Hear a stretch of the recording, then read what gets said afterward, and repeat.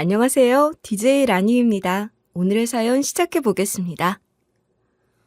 남편과 저는 병원 인턴 동기였어요. 사실 인턴 시절은 끼니 제대로 챙겨 먹는 건 고사하고 진짜 잠도 못 자고 거의 살아있는 시체처럼 지내는 시기거든요. 제 한 몸 건사하기가 힘든 시기인데 그 힘든 인턴 시절에 저희 남편이 저를 많이 챙겨줬어요. 조금이라도 잘하고 저 대신 자잘한 일들 뒤처리도 다 도맡아서 해주고 심지어는 제 실수로 선배들한테 혼날 뻔할 때 자기가 한 거라고 감싸주기까지 하고 솔직히 의대 나와서 다들 빨리 의사는 돼야겠고 자기 앞가림하긴 바쁘고 다들 경쟁자들이고 해서 제 공부만 하기 바쁜 이기적인 사람들 투성이인데 남편은 그런 사람들 사이에서 정말 보기 드문 둘도 없는 천사표였죠.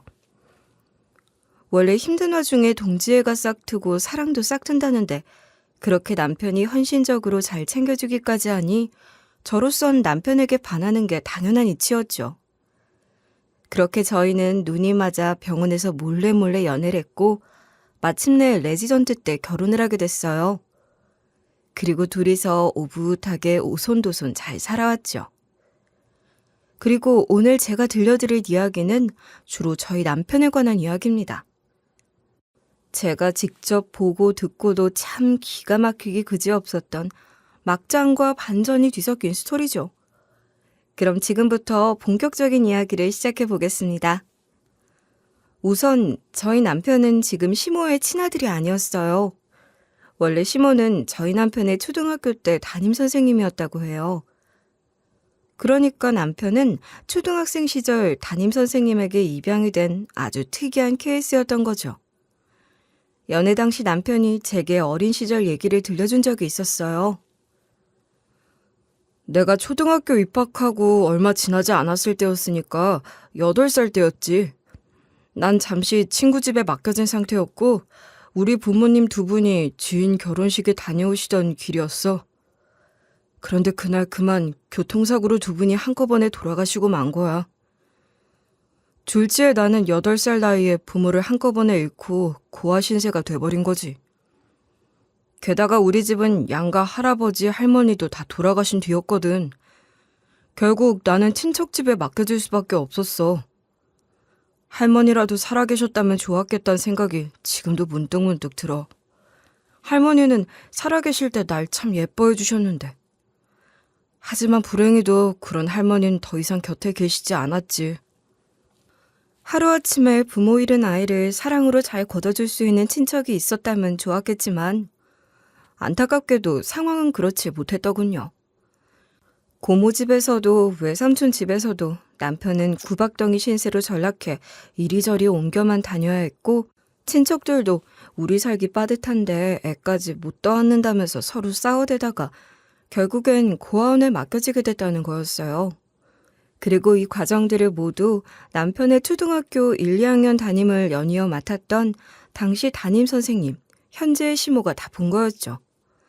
어렸던 남편이 이리저리 옮겨다니며 구박당하는 것도 다 보고 남편이 쓴 일기도 보고 고아원애가 힘들어하는 상황도 다 보면서 결국 결심을 하게 되셨나 봐요. 시모는 본인이 입양을 하겠다고 나서 남편을 걷어줬던 거예요. 시모 말에 따르면 일이 그렇게 되기 전부터도 저희 남편이 이상하게 눈에 밟히고 정이 갔다고 하더군요. 왜 나이를 떠나 그런 게 있지 않니? 선생으로서 이런 말하긴 그렇다만 어린아이라도 눈에 밟히고 마음이 가는 아이들이 있게 마련이지. 우리도 사람이니 말이야. 아직 한참 어린아이인데도 너무 속이 깊고 의젓한 모습에 자꾸 마음이 가고 그냥 그렇게 예쁘더구나. 그런데 그 아이가 졸지에 부모를 한 번에 잃고 힘든 상황에 처했으니 어떻게든 보살펴주고 싶고 도와주고 싶은 마음이 들었어. 게다가 친척들 틈에 떠돌아다니면서 주눅이 들고 기가 죽어있는 모습도 보기가 안쓰러웠고. 심지어 고아원에서는 더 힘든 일들을 겪는 걸 보니 도저히 그냥 두고 볼 수가 없더구나. 그렇게 남편에게 상의를 했더니 남편도 흔쾌히 응해줬고 입양까지 결심하게 됐다. 시모는 참 따뜻하고 좋은 사람이었지만 안타깝게도 입양된 후 남편의 삶도 그리 평화롭지만은 못했어요. 시모에게는 이미 초등학교 4학년 아들과 1학년 딸이 있었는데 그 아이들이 남편을 지지리도 못 살게 굴고 괴롭혀댔었나 봐요. 물론 어린 마음에 갑자기 어디서 굴러먹던 애가 와서 우리 자리를 뺏으려고 하고 우리 엄마 사랑을 뺏어간다 싶으면 미울 수야 있겠죠. 당연히 얄밉고 질투가 나서 심술맞게 굴 수도 있을 거예요. 하지만 이 남매는 그 정도 수준을 한참 지났더라고요. 어린애들이 벌써부터 작당모일해서 남편을 못 살게 굴고 일부러 이불에 오줌을 싸놓고 남편 탓을 한다거나 돈을 훔친 뒤 남편한테 뒤집어 씌운다거나 갖가지 방법을 써가면서 남편을 쫓아내려고 안달이 됐더라는 거죠. 하지만 다행히 아직은 어린애들이다 보니 그 수가 눈에 훤히 보이는 수준이었고 시모와 시부는 양자였던 제 남편을 전혀 차별하지 않았다고 하더군요. 두 분은 단 한순간도 내가 입양된 자식이라는 걸 느끼지 않게 하려고 노력하셨어. 어린 마음에도 그게 너무 눈에 보였지.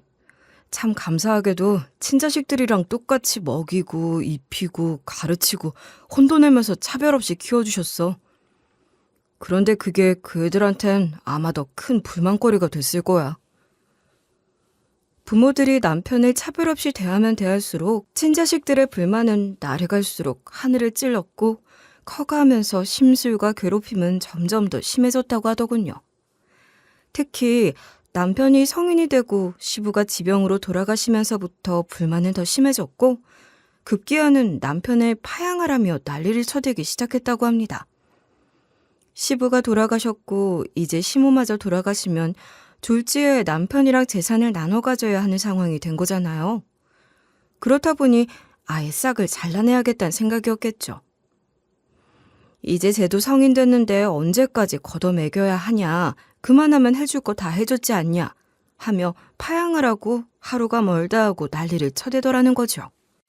그 문제로 어머니랑 그 애들 사이에 갈등이 커졌어. 근데 그걸 더는 못 두고 보겠더라. 나 때문에 벌어진 일인데 어머니가 시달리는 걸 더 이상 두고 보지 못하겠더라고. 그래서 내가 보다 못해 어머니 설득했어. 더 애쓰지 않으셔도 된다고. 난 이미 받은 게 많으니까 이만하면 됐다고. 그냥 자식들 말에 못 이긴 척 따르시라고. 그게 내 마음도 편할 것 같다고. 어머니는 끝까지 버티셨어. 본인은 단 한순간도 내가 본인 아들이 아니란 생각은 해본 적이 없으시다고. 그 애들도 언젠가 마음을 바꿀 거라고. 하지만 언제까지고 그렇게 두고 볼 순 없었어. 내가 설득을 했고 결국 20대 초반 나이에 파양을 하게 됐지.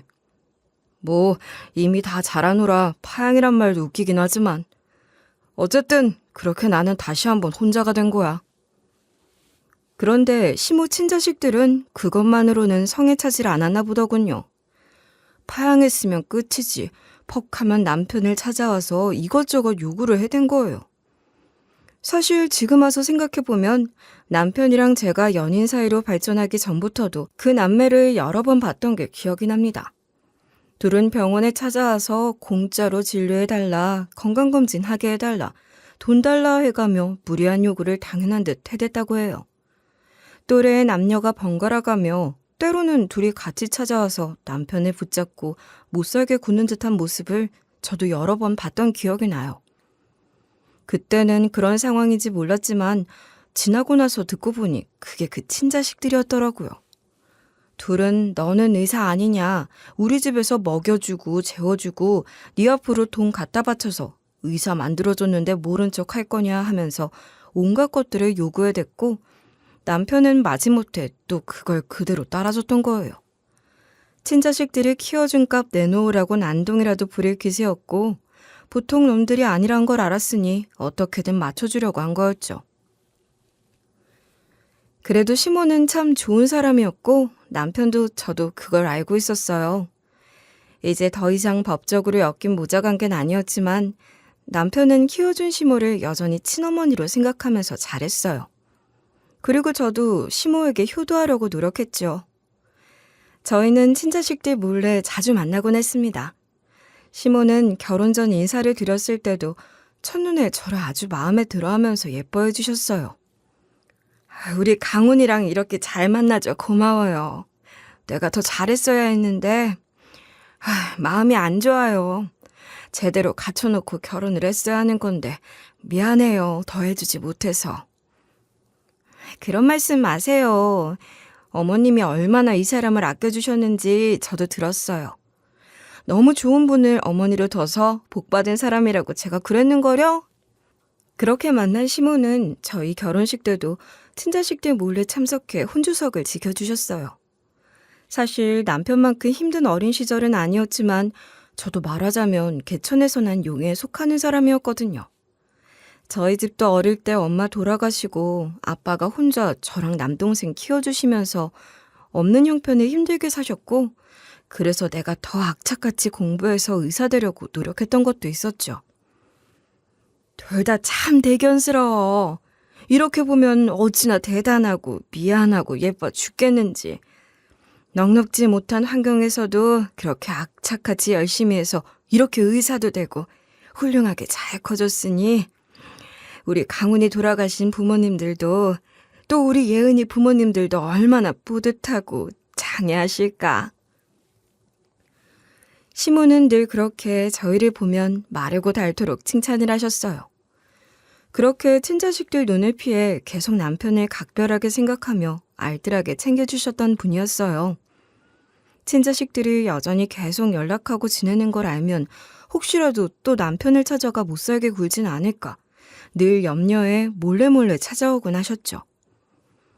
그렇게 결혼에 큰 탈 없이 지내던 와중 저희는 연애 때부터 생각해오던 해외 의료 봉사를 계획하게 됐어요.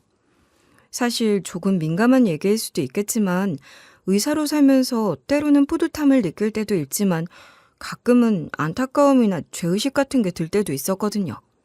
아프고 병든 사람 고치는 사람 되겠다고 의사가 됐지만 결국 이게 직업이 되고 돈벌이가 되면서 처음에 그 순수한 마음을 잃게 되는 것도 서글펐고 살다 보면 병원에서 정의롭지 못한 일들, 바르지 못한 상황들도 자주 접하게 되곤 하니까요. 그러던 와중에 남편이 저한테 제안을 하더라고요. 여보, 왜 우리 예전에 그런 얘기했던 거 기억 안 나? 아마 인턴 때였던 것 같은데 나중에 우리 결혼해서 좀 안정도 찾고 어느 정도 여유도 생기고 그러면 같이 해외 의료봉사 가자고 했던 약속 말이야. 아, 맞아. 우리 그런 약속했었지? 그땐 참 순수하고 풋풋했었는데 꼭 훌륭한 의사 돼서 좋은 일 많이 하면서 살겠다는 다짐도 했었고. 지금도 늦지 않았어. 우리가 지금 느끼는 이런 회의감이나 걱정들 어쩌면 한번 훌쩍 떠나보면 아무것도 아닌 게 될지도 몰라. 어딘가에선 우리의 이런 도움이 정말 필요한 사람들이 있을 테고 거기서 잘 쓰일 수 있다면 우리도 다시 보람을 찾게 되지 않을까? 우리 그때 그 약속 이번에 한번 지켜보면 어때? 남편은 우리 예전에 인턴 시절에 그런 얘기 했지 않냐고 같이 해외 의료봉사 가자던 약속 이번에 한번 지켜보면 어떻겠냐고 제안을 했고 그렇게 저희는 나란히 휴직 신청을 한 후 해외 의료봉사에 지원을 하게 됐어요. 그런데 저희가 해외 봉사를 떠나기 직전 시모가 갑자기 저희를 찾아와서는 다짜고짜 3천만 원 정도만 돈을 좀 빌려달라고 하시는 거예요. 돈은 꼭 갚으마. 그러니 많은 거 묻지 말고 일단 좀 빌려주면 고맙겠구나. 돈이야 얼마든 빌려드릴 수 있죠. 근데 이유는 정말 말씀 안 해주실 거예요? 일단 빌려주면 나중에 설명하마. 나중에. 시모는 곧 갚겠다는 말만 하면서 이유를 물어도 제대로 말도 안 하셨고 일단 돈이 급한 눈치라 더 캐묻지 않고 선뜻 빌려드렸죠. 그런데 그날부터 이상하게 시모가 연락이 안 닿는 거예요. 돈 빌렸다고 잠적하고 잠수 타고 그럴 뿐이 아니라 저희 둘 다 너무 걱정이 됐죠. 하지만 이미 예정된 일정 탓에 저희는 외국으로 갈 수밖에 없었고 외국에 가서는 연락이 끊겨버렸죠. 한국으론커녕 연락 자체가 아예 어려운 오지였거든요. 아무래도 어머님이 좀 급한 사정이 있어 보이시긴 했는데 그 일 처리하는 것 때문에 잠시 연락이 안 되시는 거 아닐까? 괜찮을 거야. 너무 걱정하지 마, 여보. 몇 달 있다 돌아오면 다 처리 잘하고 다시 나타나시겠지. 그렇게 남편을 달랜 후 저희는 5개월간의 해외 봉사를 충실히 마쳤어요. 그리고 한국에 오자마자 저희 둘은 시모부터 찾았죠. 연락을 드리고 뵈려고 했는데 전화를 걸자 아예 없는 번호라고 뜨는 거예요. 그때부터 걱정이 너무 커지기 시작했어요. 그때 그러는 게 아니었는데 좀 더 제대로 여쭤볼 걸 그랬어. 자꾸 말을 피하시는 게 이상하다 생각은 했는데 왜 그냥 보냈지? 아무래도 무슨 급한 일이 있었던 게 분명한 것 같은데 무슨 일인지 뭐 때문에 그러시는지 혹시 무슨 큰일이 난 건 아닌지 붙잡고 여쭤볼 걸. 혹시 무슨 안 좋은 일이라도 터진 거 아니겠지? 그런 거면 어떡해 여보? 나 그런 거면 어머니한테 죄송해서 어떡해. 괜찮아. 별일 아닐 거야. 갑자기 그런 일이 생길 리가 없잖아. 일단 이럴 게 아니라 어머님 댁으로 한번 가보자. 댁에 가면 계실지도 모르잖아. 번호야 뭐 이유가 있어서 바꾸셨을 수도 있는 거고. 집에 돌아와 연락이 안 되니 그 다음날 곧장 남편과 저는 시모집으로 찾아갔어요. 그런데 집에서는 웬 낯선 사람이 나와 자기가 이 집에 이사 들어온 지가 벌써 몇 달째라면서 전 주인 행방은 모른다고 하는 거예요. 그때부터는 저도 덩달아 심장이 덜컥 내려앉는 듯 했습니다. 그동안은 애써 저도 남편을 달래느라 저도 계속 괜찮을 거다 긍정적으로 생각하려고 애썼지만 그 말을 들으니 이거 정말 무슨 일이 났구나 싶더라고요. 어디 전화하는 거야 여보? 그 친자식들한테 연락하려고? 별수 없잖아. 일단 그 애들한테 물어보는 수밖에. 별수 없이 남편은 시모의 친아들에게 전화를 걸었어요. 원래는 전혀 연락을 않고 지내는 사이였지만 일이 이렇게 되니 직접 물어보는 수밖에 없었죠. 그런데 글쎄 그 형이라는 양반이 하는 말이 가관이었습니다. 어머님 돌아가셨어. 벌써 몇 달 됐는데 이제야 한 모양이다? 아니, 뭐라고? 그게 무슨 소리야? 어머니가 돌아가시다니. 야, 말은 똑바로 해. 어머니는 누가 어머니야? 네가 왜 우리 어머니 아들이냐고. 너 더 이상 호적에도 없는 놈이잖아. 그거 이전이야? 아니 대체 언제 어떻게 돌아가신 건데? 그건 말해줄 수 있잖아. 생판 남한테도 얘기해줄 수 있는 거잖아. 대체 어떻게 된 거냐고. 글쎄, 내가 그런 걸 왜 굳이 너한테 일일이 보고해야 하는지 모르겠는데. 우리도 그땐 나름 예의상 너한테도 연락했는데 그때 없던 건 너 아니냐? 뭐 잘나신 의사 나으리께서 해외 봉사인지 나발인지 가셨다며. 그래서 어차피 연락도 안 닿았고 그래서 우리끼리 장례 잘 치렀으니까 이제 와서 뒤늦게 우리 엄마 아들인 척 해대면서 쇼할 필요 없어. 이제 우리 부모님 다 돌아가신 마당에 더 이상 내가 너랑 이렇게 연락하면서 지낼 이유는 더더욱 없는 거 아니겠냐? 형이란 놈은 그냥 우리끼리 장례 잘 치렀으니 그런 줄 알라는 말만 하고는 전화를 탁 끊어버리더군요. 그 순간은 저조차도 진짜 피가 거꾸로 솟는 느낌이었습니다. 남편은 곧장 다시 전화를 걸었고 그럼 어디에 묻히신 건지 아님 납골당에라도 모신 건지 그것만이라도 알려달라고 했어요. 모시긴 뭘 모셔. 내가 그걸 왜 너한테 알려줘야 되는지도 모르겠고 우리끼리 알아서 바다에 잘 뿌렸으니까 신경 끄라고 이 새끼야. 왜 자꾸 주제도 넘게 부모 자식 일에 참견을 하려고 하지? 그래도 이건 아니지. 아무리 내가 꼴 보기 싫었어도 어떻게 어머니 마지막 가시는 길까지 이러는 건 아니지. 아무리 돈이 신경 쓰여도 아무리 내가 꼴 보기 싫었어도 그래도 이건 너무 심한 거 아니야? 형한텐 최소한의 인간으로서의 도리도 없어? 나를 위해서가 아니라 어머니를 위해서 최소한 나한테 그 정도는 해야 하는 거 아니야? 어떻게 이렇게 해? 내가 어머니 마지막도 못 보고 어디에 계신지 알지도 못하고 이렇게 그냥 보내야 한다고? 그게 말이 돼? 나 어릴 때부터 봐주신 어머님 마지막 가시는 길에 인사 한 번을 못하고 이렇게 보내드린다는 게 말이 되냐고. 형도 사람이잖아. 생각을 좀 해봐. 남편이 계속해 닥달을 했더니 그쪽에선 전화를 뚝 끊고는 메시지로 시모 빈소 사진을 하나 딱 보내면서 늦게라도 거기다 절이나 올리라고 하더군요. 정말이지 참 할 말을 잃고 말았습니다. 아무리 남편이 꼴 보기 싫었다고 해도 어떻게 이렇게까지 할 수가 있는 건지. 그렇게 졸지에 남편은 유일하게 믿고 따르던 친어머니 같은 분을 하루아침에 잃게 됐고 다시 한번 고아가 되고 말았죠. 그날 이후 남편은 엄청난 충격을 받았고 깊은 무기력에 빠졌어요. 남편이 힘들어하고 슬퍼할 게 짐작은 됐지만 제 생각보다도 남편은 더 많이 힘든 상태인 듯 했습니다. 거의 일을 못할 정도였죠. 생각해보면 그런 남편의 상태도 이해가 됐어요. 어린 나이에 부모님 두 분을 한 번에 다 잃고 아무도 남편을 걷어주지 않고 천덕꾸러기 취급을 하며 어떻게 되든 상관없다는 태도로 굴 때 유일하게 손 내밀어주고 사랑해준 분이 바로 돌아가신 시모였잖아요. 그런 분이 마지막 가시는 길조차 못 보고 심지어는 그렇게 가신 후 어디 어떻게 모셔져 있는지조차 알지 못하니 이제 다시는 뵐 길이 없다는 거고 말이죠.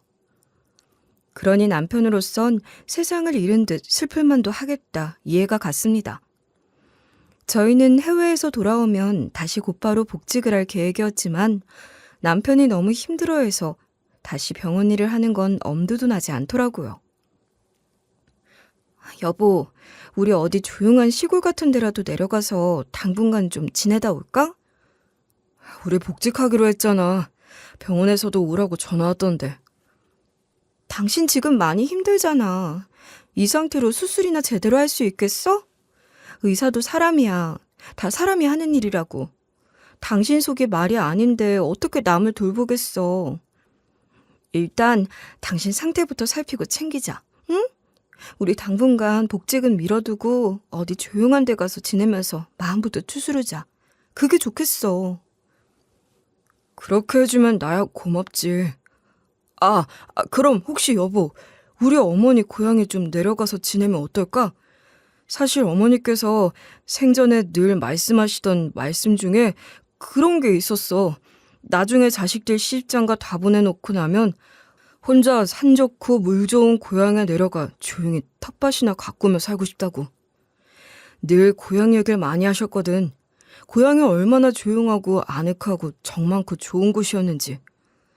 어머님은 돌아가셨지만 어머님 바람대로 어머님을 추억해보고 싶어. 비록 지금 어머니가 어디 묻혀 계신지 어디에 계신지도 알 수 없지만 그래도 거기에 가보면 조금은 안정이 될 수도 있을 것 같아. 그래, 그러자. 당장 내려가자. 당신 말대로 하자. 그렇게 저희는 그 길로 돌아가신 시모의 고향으로 내려갔어요. 시모의 고향은 한적하지만 정겨운 시골 마을이었고 그곳에서 지내기 시작하며 남편은 그래도 조금씩 안정을 찾아가기 시작했어요. 당신 정말 고마워. 이런 결정해주기 쉽지 않았을 텐데. 당연한 거지. 어머님이 당신한테 보통 분이었어? 하나밖에 없는 분인데. 그런 분 보내고 당신이 얼마나 힘들었겠어. 충분히 애도하고 추억할 시간은 가져야지. 그게 어머님에 대한 예의이기도 한 거야. 나 이제 그래도 덕분에 안정을 좀 찾은 것 같아. 다시 일해볼 수 있을 것 같아. 마냥 이렇게 손 놓고 지낼 순 없잖아. 우리도 다시 생업을 찾아야지. 아니야. 조급해할 거 없어. 그냥 좀 더 쉬어. 이참에 충분히 회복할 때까지 푹 쉬는 게 좋겠어. 당신 마음이 제일 중요한 거지. 일은 내가 먼저 시작하면 돼. 안 그래도 시장 갔다 보니까 여기 시내에 있는 병원에 의사 구한다는 공고가 붙어있더라고. 내가 먼저 일 시작해 볼 테니까 당신은 좀 더 있다가 복귀해. 난 괜찮으니까. 남편은 다시 일을 하겠다고 했지만 저는 남편에 말렸어요. 그렇게 남편은 집안일만 하면서 조그맣게 마당에 방울토마토랑 상추만 키우며 마음 추스르는 데 집중했고 저는 시내에 있는 병원에서 일을 하기 시작했죠. 그렇게 몇 개월이 지나고 해가 바뀌면서 남편은 마음의 안정을 조금씩 찾아가는 듯 보였습니다. 그러던 어느 날이었어요. 저희 병원에 응급 환자가 몇몇이 연이어 실려온 거예요. 작은 시골 병원이라 원래 일하던 병원만큼 급박한 환자들이 그렇게 많지는 않은 병원이었는데 그날따라 유달리 응급 환자에 치료받고 있는 환자들이 유독 많아서 정신이 없던 상태였죠. 그런데 바로 그날 들것에 누워 저를 스치고 지나간 환자를 본 순간 저는 그만 얼어붙고 말았습니다. 들것에 빠르게 달려가 얼핏 봤지만 그 사람은 분명 저희 시모의 얼굴이었거든요. 너무나도 분명한 시모였죠. 당장 시모가 맞는지 확인하고 싶었고 달려가고 싶었지만 일단 급한 환자들 케어가 우선이었죠. 급한 처치부터 해결한 뒤에 곧바로 그 환자한테 가봐야겠다 생각했고요. 그렇게 급한 일을 처리해놓고 시모의 행방을 찾기 시작하면서 곧바로 남편에게 전화를 걸었습니다. 다시 한번 확인해보고 자시고 하기에는 상황이 급해 보였고 또 짧은 순간이었지만 분명 제가 본 사람은 시모가 맞았기 때문에 확신을 갖고 망설임 없이 남편에게 연락을 했던 거죠. 뭐? 그게 갑자기 무슨 소리야, 여보? 당신 뭐 꿈 꿨어? 갑자기 무슨 얘기를 하는 거야? 그런 거 아니야. 나도 너무 놀랐어. 그래서 바로 당신한테 전화한 거야. 분명히 어머님이었다고. 당신이 헛거라도 본 거 아니야? 아무래도 당신 혼자 그렇게 고생하게 하는 게 아니었나 보다. 나 때문에 많이 힘들구나, 당신. 우리 어머니 작년에 돌아가셨잖아. 돌아가셨다고. 근데 어떻게 병원에 어머니가 실려올 수가 있어? 맞아. 돌아가셨지. 돌아가셨다고 들었지. 근데 우리가 본 건 아니잖아, 여보. 안 그래? 나 방금 분명히 어머님을 본 것 같아. 아니, 봤어. 분명히 어머님이었어. 영락 없는 당신 어머님이었다고. 일단 당신이 이리로 와. 확인을 제대로 해봐야 할 것 같아. 처음엔 무슨 소리를 하는 거냐며 제 말을 믿지 못하던 남편은 일단 와서 확인해보라는 제 말, 확신에 찬 듯한 제 목소리에 불이 나게 병원으로 달려왔습니다. 저도 전화를 끊고는 다시 시모를 닮은 사람을 제대로 확인해보려고 찾기 시작했죠. 시모로 추정되는 환자는 응급치료가 끝나고 병실로 옮긴 모양이었고 다들 바쁜 탓에 시모 행방을 찾으려고 저도 문서를 뒤적여야 했죠. 그런데 정말 시모 이름이 명단에 있는 거였습니다.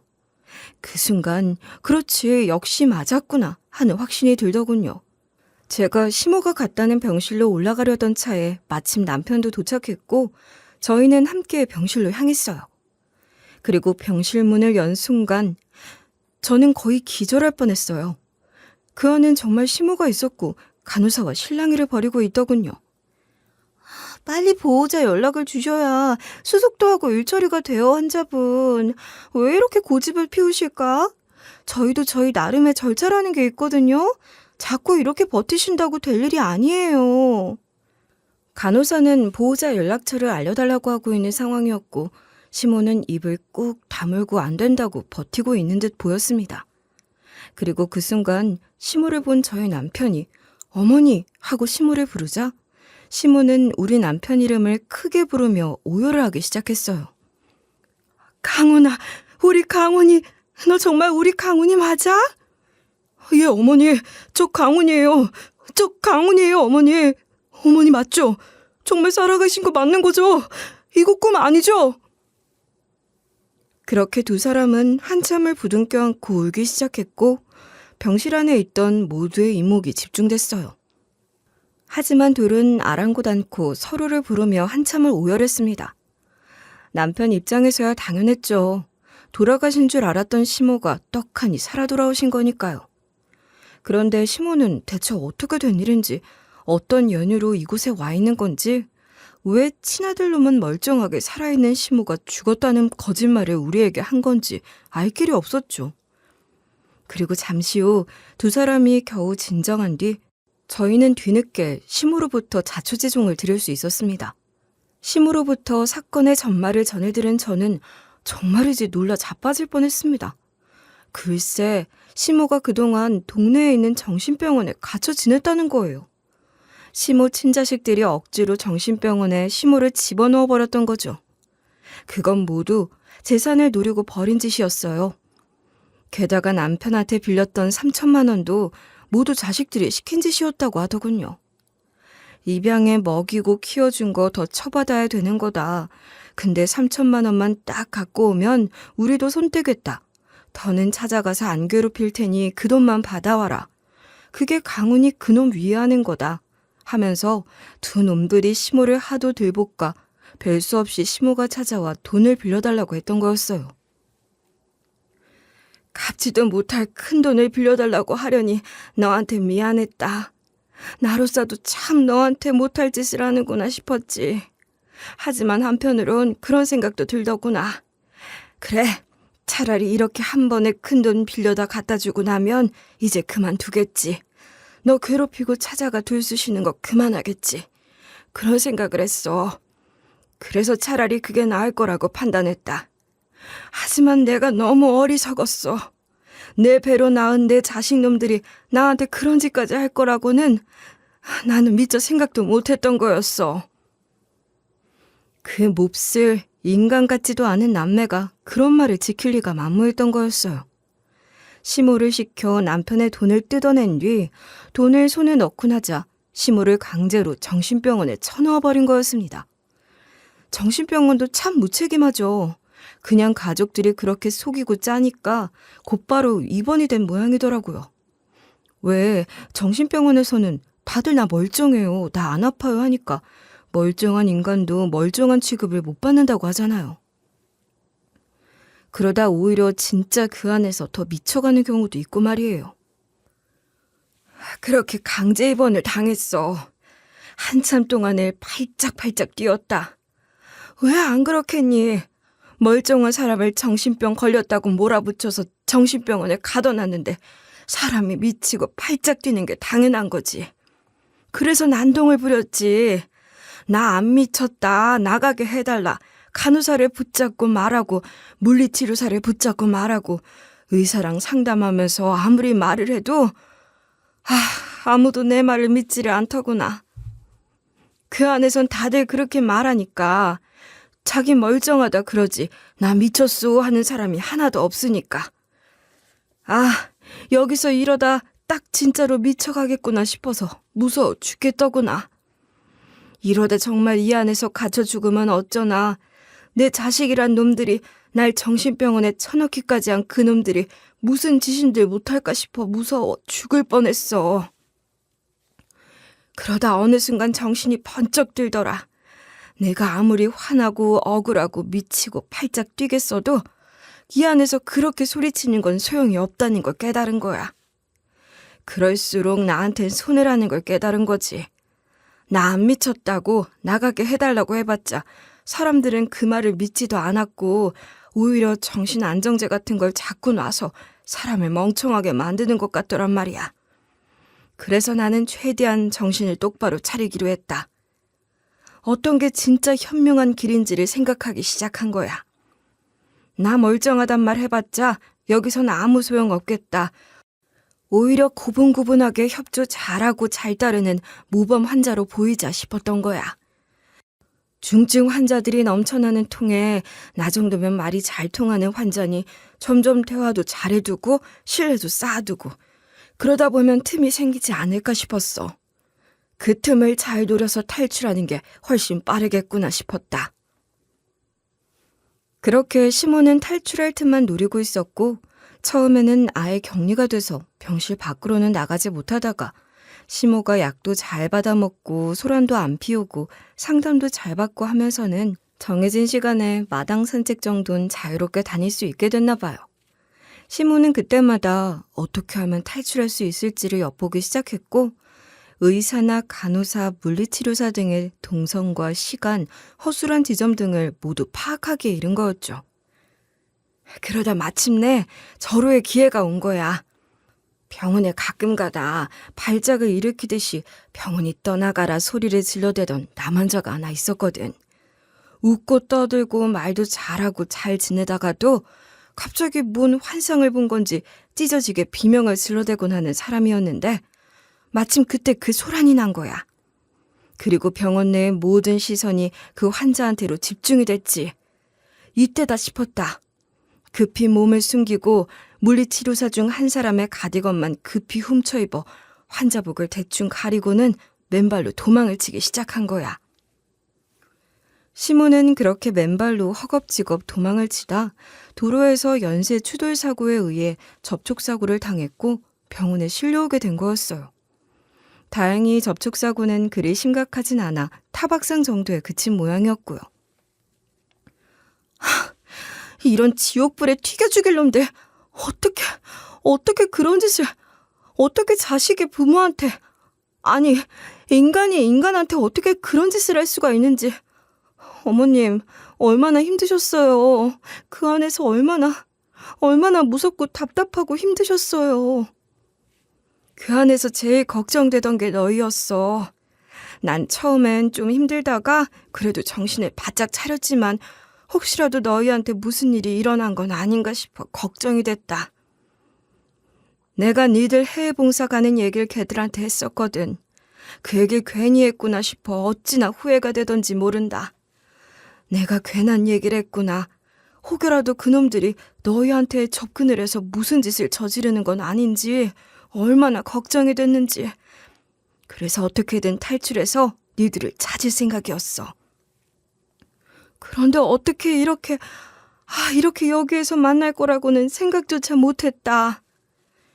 시모의 얘기를 듣고 나니 친자식 그놈들 진짜 당장이라도 멱살을 잡고 뺨이라도 날리고 싶은 심정이었습니다.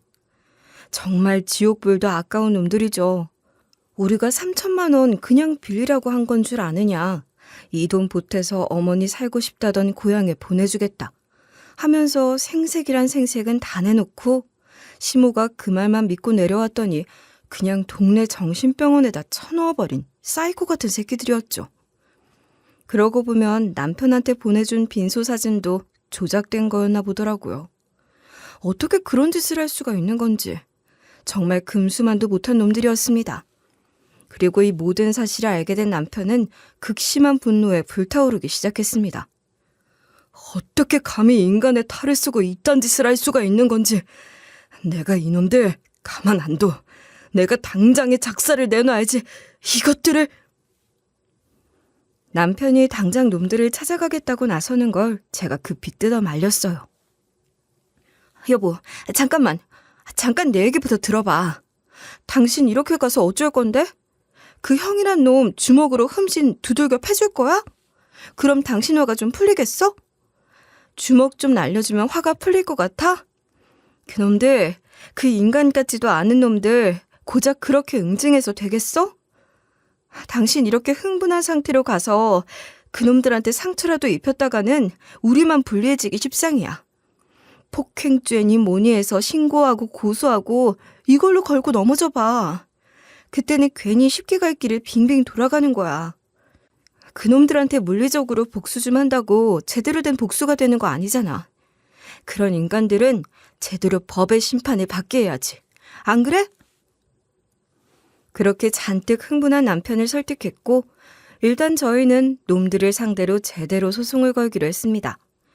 정신적 이상 소견이 없는 시모를 강제 입원 조치하고 강박 격리까지 하도록 한 데 대해 두 남매에게 소송을 걸었고 더불어 병원에 대해서도 같이 소송을 제기했죠. 병원 역시 제대로 된 확인 없이 자식들 말만을 믿고 무작정 환자 취급하고 결박까지 했으니 당연히 고속감이었으니까요.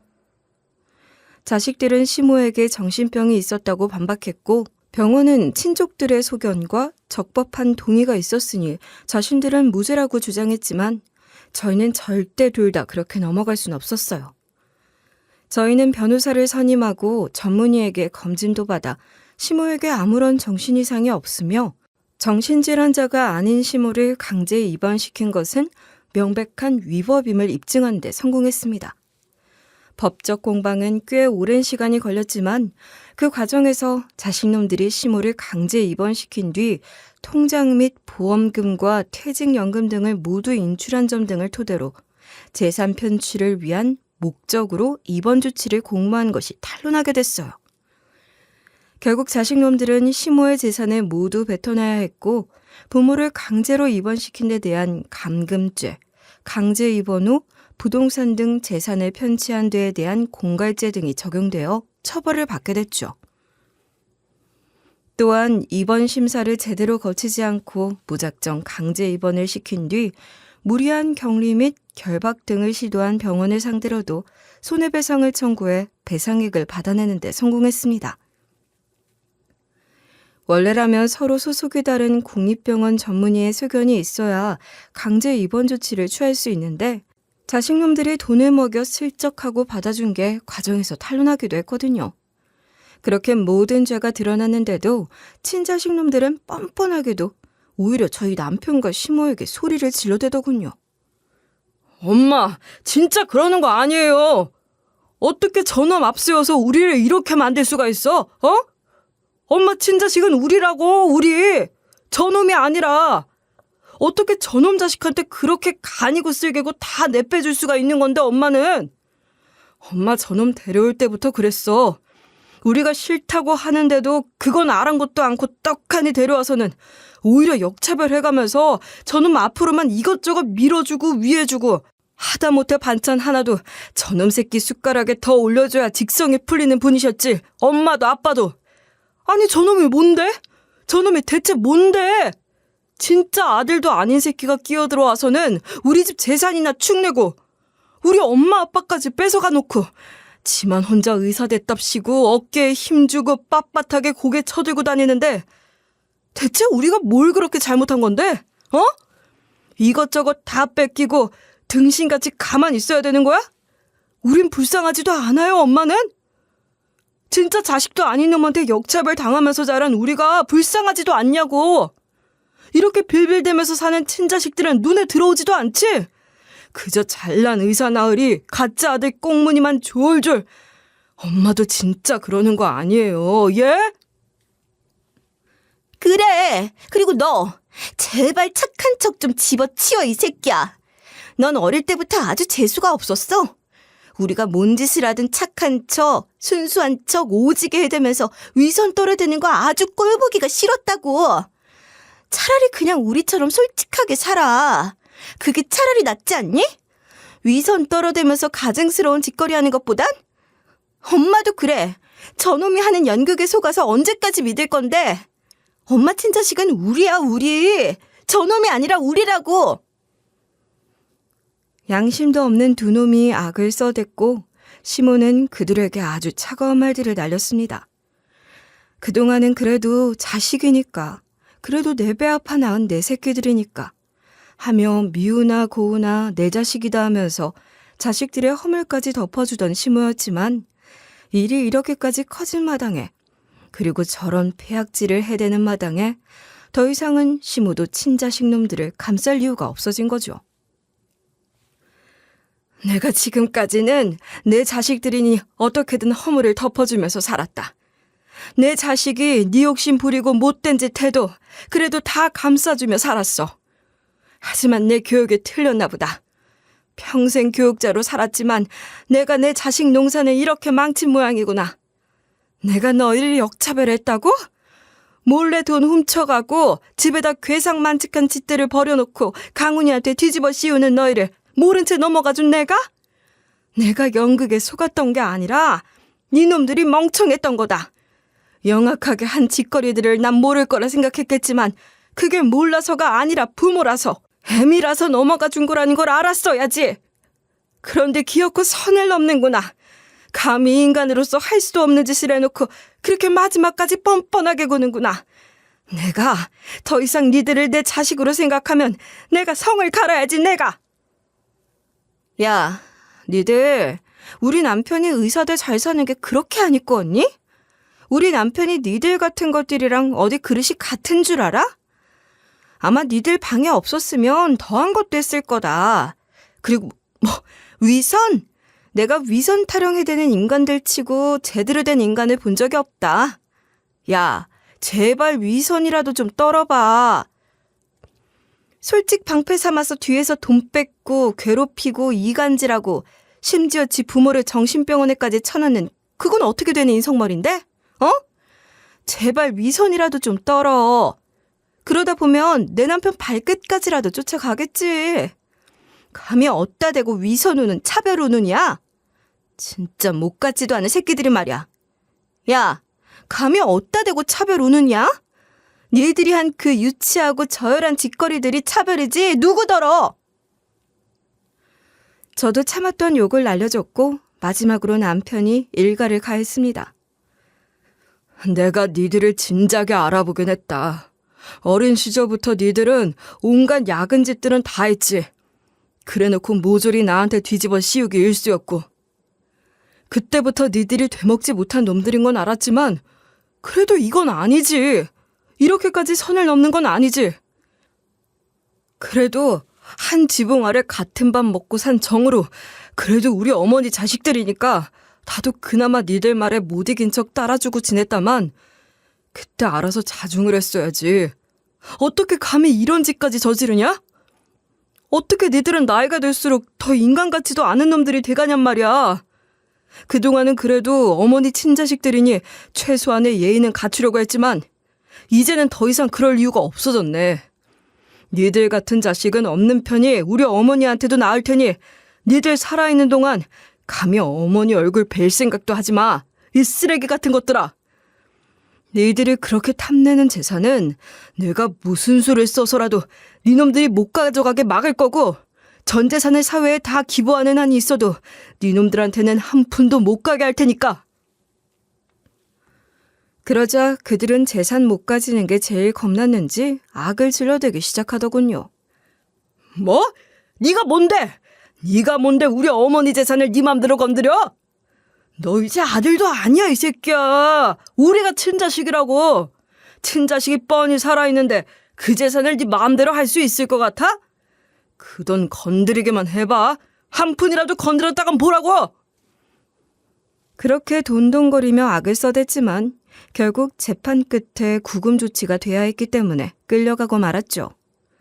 남매는 그렇게 감옥 신세를 면치 못했고 이후 시모는 혹여라도 또 우리가 그놈들 때문에 피해를 보진 않을까 염려하며 혼자 실버타운이라도 들어가 살겠다고 하시더군요.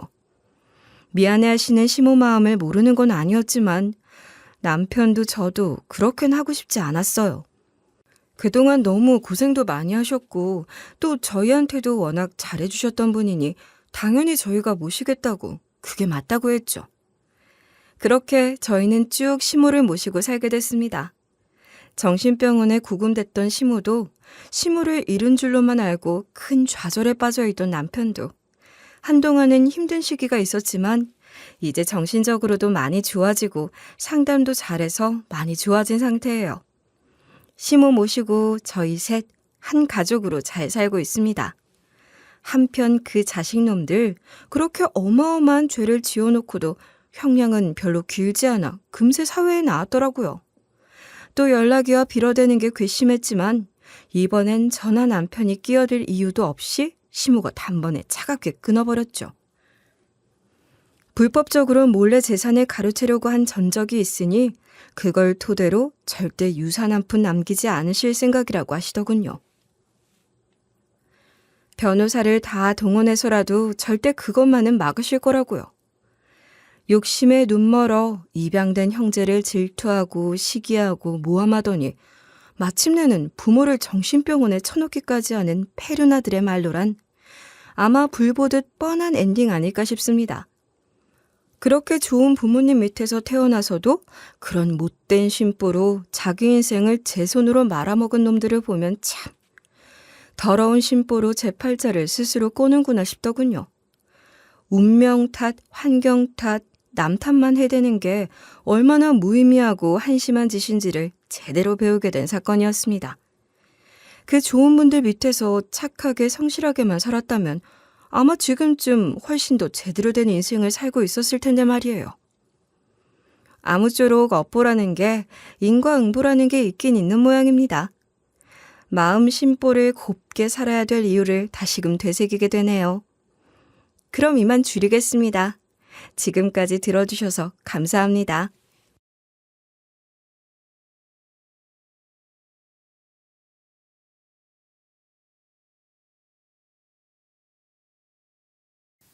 안녕하세요. DJ 선아입니다. 오늘의 사연 시작해 보겠습니다. 안녕하세요. 올해 40대 초반에 접어든 여자입니다. 저는 얼마 전 정말 엄청난 광경을 제 두 눈으로 목격하고 말았습니다. 바로 저희 아주버님께서 저희 형님이 아닌 다른 여자의 손을 꼭 잡고 있는 모습이었는데요. 처음 그 광경을 목격했을 때는 충격도 많이 받았고 화도 났었는데 진실을 알고 나니 그런 생각을 했던 저를 반성하게 됐습니다. 오늘은 여러분들에게 여기에 관한 이야기를 해드리려고 해요. 끝까지 잘 들어주시면 감사하겠습니다. 저희 부부는 흔히 말하는 딩크 부부입니다. 20대 중후반 즈음 친구의 소개로 남편을 만나 알콩달콩 연애를 하고 결혼했지만 둘 다 아이를 원하지는 않았기 때문이었죠. 둘만 좋으면 아이가 없어도 재미있게 살 수 있다고 생각했어요.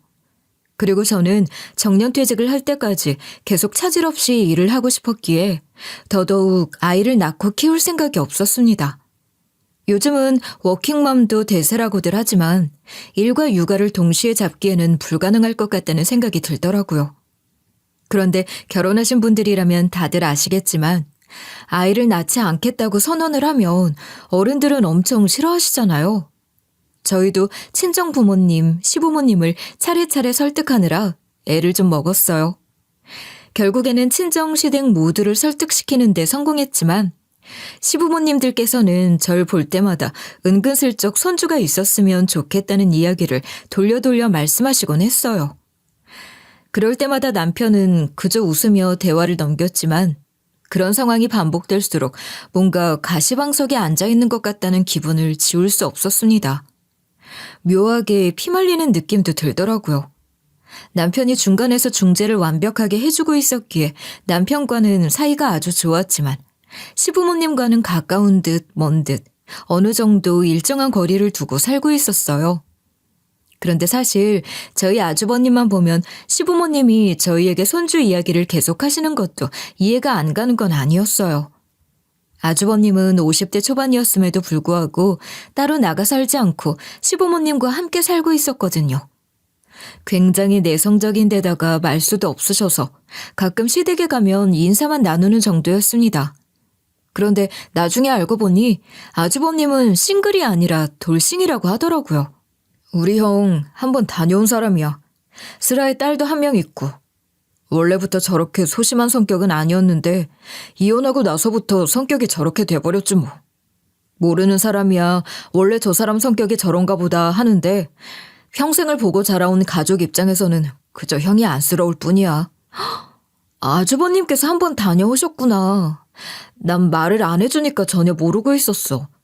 그러면 그 딸은 지금 어디에 있는데? 예전에 나도 궁금해서 물어봤었는데 양육권을 친모한테 줬다고 하더라고. 자기는 엄마니까 충분히 아이 감정을 고려하면서 섬세하게 잘 키울 자신이 있다고. 그래서 한마디 말도 못하고 그냥 그렇게 양육권 넘겨주고 지금까지 딸내미 한 번도 못 보고 살고 있어. 뭐 연락도 안 되고 보여주지도 않는다나 뭐라나. 그게 법적으로도 문제가 되는 건데 형은 일 복잡하게 만들기 싫다고 그냥 아무것도 안 하고 있어. 답답하지?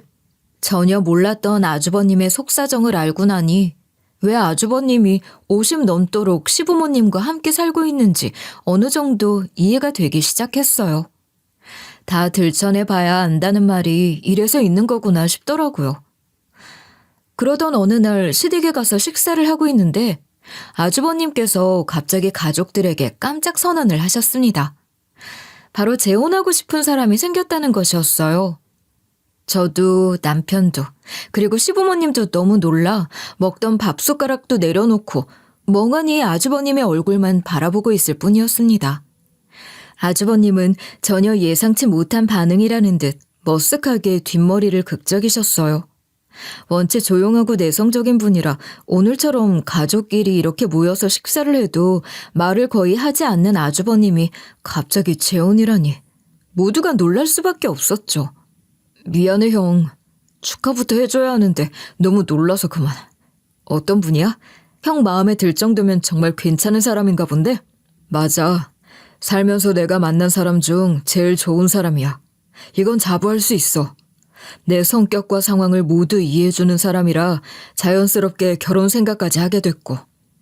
만난 지는 얼마 안 됐지만 함께 미래를 그려나가고 싶은 사람이야. 가족들만 괜찮다고 하면 이번 주 내로 데리고 와서 인사시키고 싶은데 어머니, 아버지, 그래도 될까요? 아주버님의 표정에는 확신이 서려 있었어요. 시부모님은 예상치 못한 아주버님의 말에 많이 당황하셨지만 그래도 좋은 짝을 만났나 보다 싶어 재혼을 허락하시면서 만나고 있는 사람을 데리고 오라고 말씀하셨어요. 그리고 며칠 후 형님께서 시댁에 처음으로 인사를 오셨습니다. 형님은 아주버님보다 훨씬 젊고 차분한 분위기를 가지고 계신 분이었어요. 그래도 둘이 나란히 앉아서 밥을 먹는데 생각했던 것 그 이상으로 두 분이 너무 잘 어울리는 거예요. 나이 차이도 궁합도 안 본다는 3살 차이에다가 차분한 아주버님과 차분한 듯 보이지만 그 속에 사랑스러움이 가득 담겨있는 형님을 보며 이래서 사람끼리도 조화가 잘 맞아야 한다는 거구나 싶었습니다. 시부모님도 첫 만남이 나쁘지는 않았던 듯 아주버님과 형님의 재혼을 허락해 주셨고 형님네 집에서도 아주버님을 좋게 보셔서 순탄하게 재혼을 할 수 있었어요.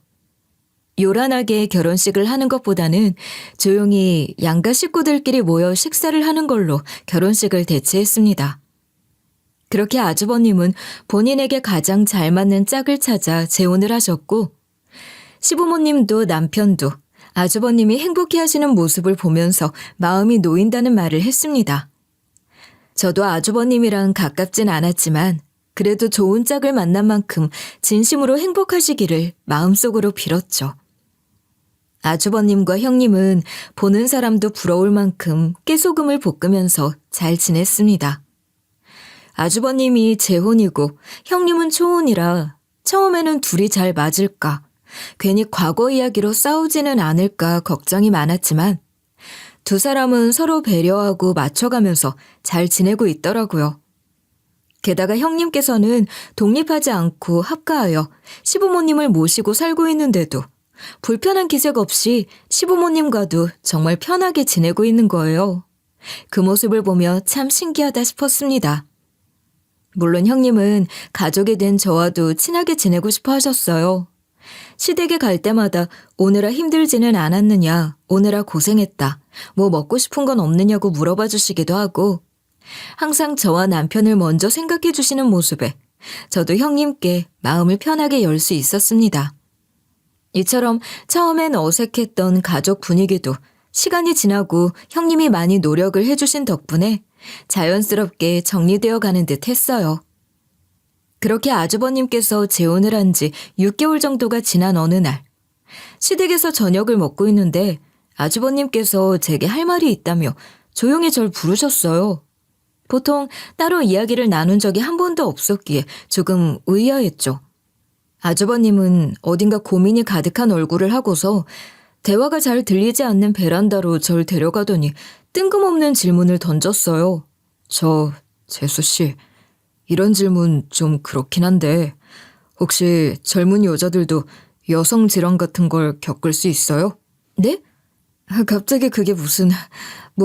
여성 질환에 따라 다르긴 한데 보통 여자라면 나이 상관없이 누구에게나 찾아올 수 있긴 하죠. 근데 그건 갑자기 왜 물어보시는 거예요? 그렇구나. 알려줘서 고마워요, 재수씨. 별건 아니고 그냥 단순히 내가 궁금해서 물어본 거예요. 막 이상한 사람이라고 오해하지는 말고요. 제 대답을 들은 아주버님은 더욱 심각한 표정으로 변하면서 깊은 생각에 빠진 듯 했어요. 뭔가 이상하다 싶은 생각이 들기는 했지만 아주버님이 더 설명을 해주지 않아서 저도 굳이 더 물어보진 않았습니다. 하지만 그날 이후로 아주버님의 행동이 신경 쓰이기 시작했어요. 평소에는 나랑 말도 거의 나누지 않았으면서 갑자기 불러내서 젊은 여자에 대한 여성질환 이야기를 한다. 뭔가 듣기만 해도 촉이 딱 꽂히지 않나요? 뭔가 찜찜했던 전 결국 며칠 후 남편에게 이 이야기를 했어요. 여보, 내가 당신한테 말을 해야 하나 말아야 하나 엄청 망설였는데 그래도 해야 할 것 같아서. 며칠 전에 아주버님이 갑자기 나한테 젊은 여자도 여성질환에 걸릴 수 있냐고 물어보시더라고. 뭔가 질문의 내용이 좀 이상하지 않아? 형님도 따지고 보면 젊은 나이는 아닌데 말이야. 응? 형님이 그런 걸 물어봤어? 뭐 별거 아니겠지. 그냥 단순히 궁금해서 물어본 걸 수도 있고. 아무것도 아닌 거에 일일이 의미 부여하면 당신만 피곤해져. 그냥 별뜻 없다고 했으니까 진짜 별뜻 없나 보다 하고 잊어버려. 남편은 정말 어깨를 으쓱이며 아무렇지 않게 여겼지만 제 마음속 걱정과 의심은 쉽게 가시질 않았어요. 저는 그날의 대화를 몇 번이고 마음속에서 곱씹고 또 곱씹었습니다. 대체 무슨 의미를 담아 제게 그걸 물었던 건지 정말 궁금했지만 그걸 대놓고 물어볼 수가 없어서 답답하기도 했어요. 그렇게 마음속으로 고민만 품고 살아가던 어느 날 거래처에서 미팅이 있어 다른 지역으로 외근을 나갔다가 정말 예상치도 못한 장면을 목격하게 되었어요. 바로 아주버님이 어떤 젊은 여자와 함께 산부인과가 있는 건물로 들어가는 모습이었죠. 그 장면을 보는 순간 머릿속이 백지장처럼 하얘지는 것을 느꼈습니다. 그리고 며칠 전 아주버님이 제게 물었던 질문이 스쳐 지나갔어요. 처음엔 제가 그 모습을 잘못 본 거라고 생각했어요.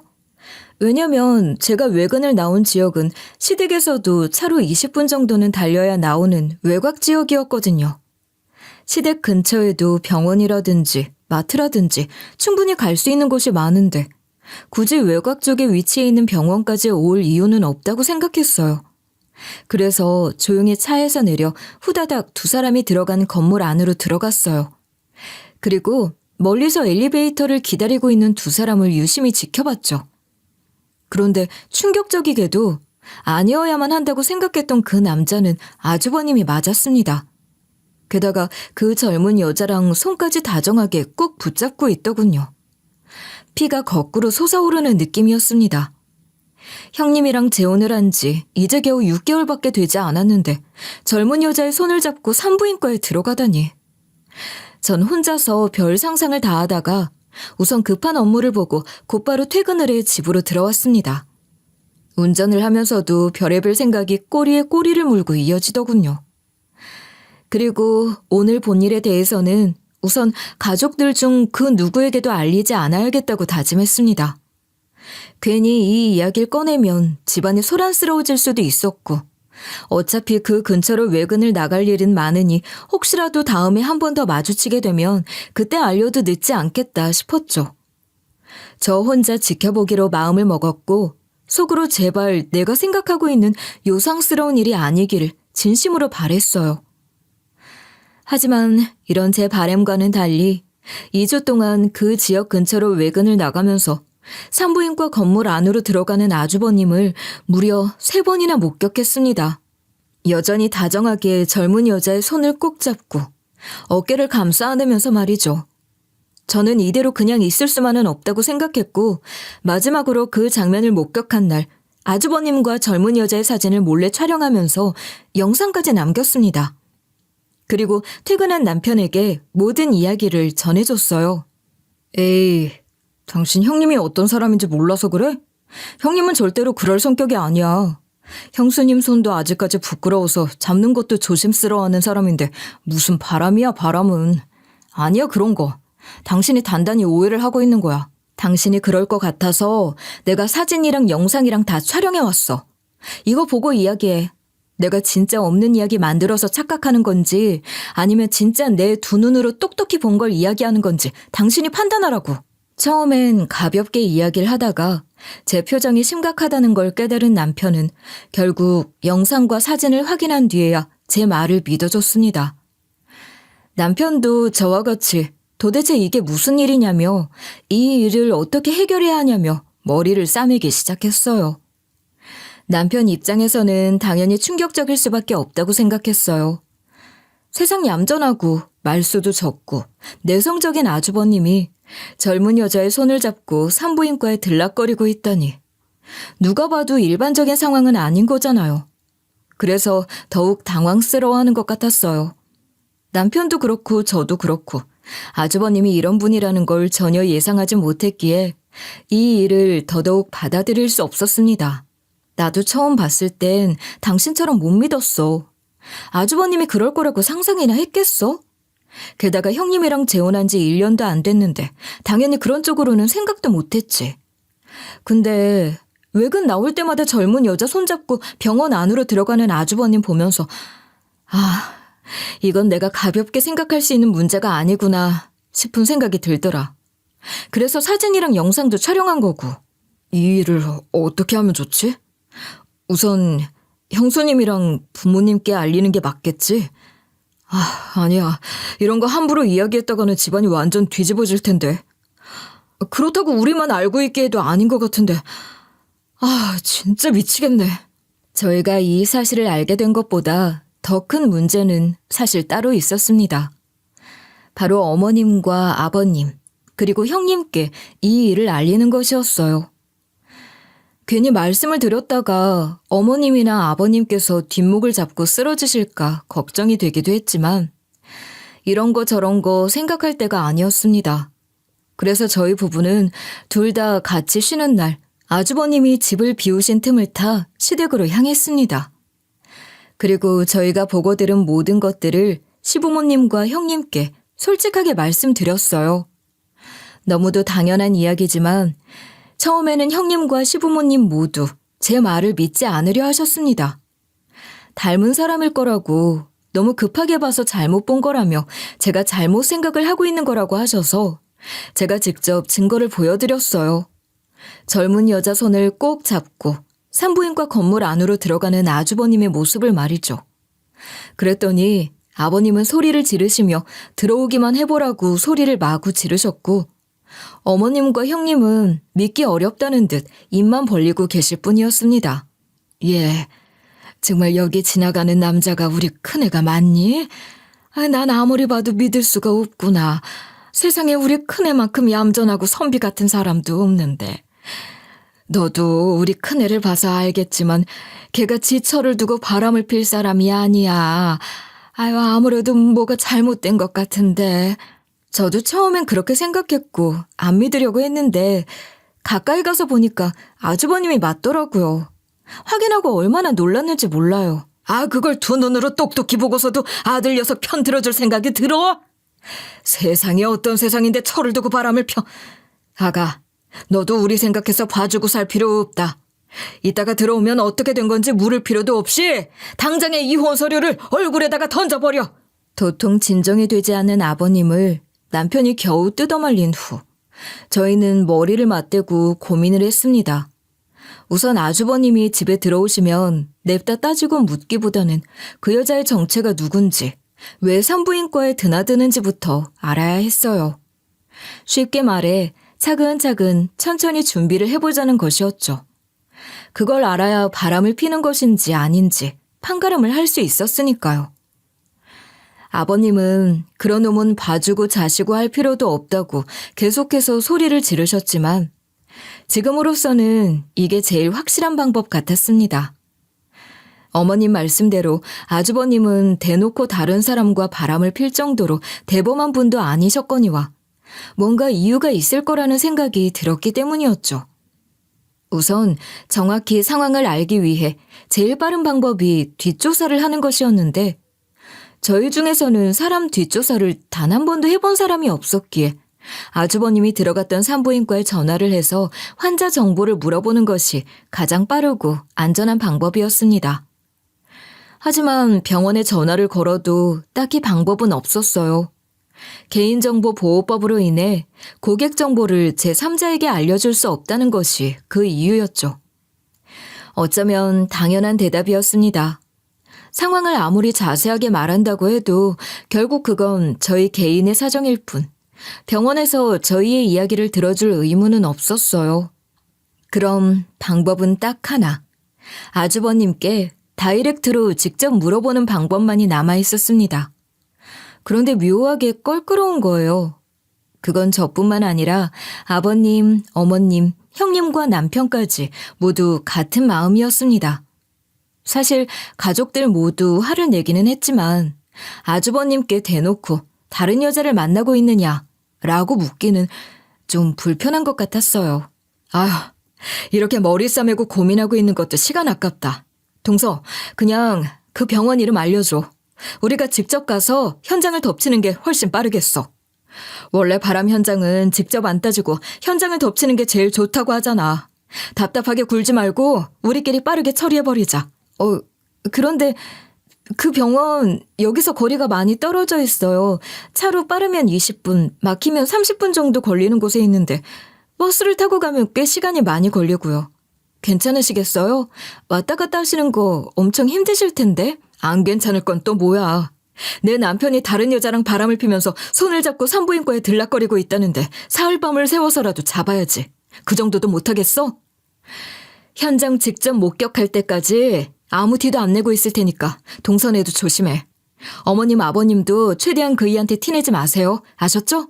그런데 아주버님이 언제 그 병원에 오실 줄 알고요. 거기서 기약 없이 하루 종일 기다리고만 있을 순 없잖아요. 다들 일상생활이란 게 있는데. 매일같이 오는 것도 아닌 것 같던데. 정말 괜찮으시겠어요? 그 부분은 걱정을 할 필요가 없었습니다. 우선 아버님께서도 정년퇴직을 하시고 간단히 노인 일자리 프로그램을 통해 하루에 2시간 정도만 일을 하시는 상황이었고, 어머님과 형님은 일을 하지 않고 집에서 계시는 상황이었기에 하루에 남는 것이 시간이었기 때문이었죠.